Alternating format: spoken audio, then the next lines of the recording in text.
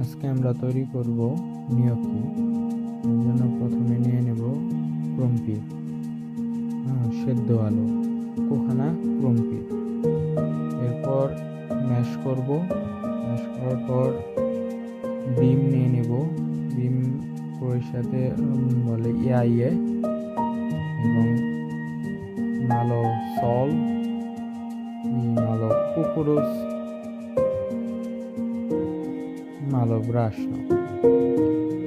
Znači brašno, ময়দা, আটা, তারপরে এগুলো সমস্ত একত্রে নেওয়ার পরে এবং তারপর একটু তেল উলিয়ে and then everything we just mixed it and then we will make it gnocchi and then we put in fridge there refrigerator.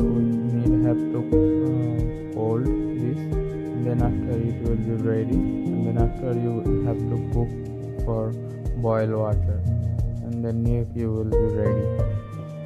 এভাবে আমরা gnocchi তৈরি করি। এটা গরুর মাংস বা হরিণের মাংসের সাথে দিয়ে খাওয়া দাওয়া।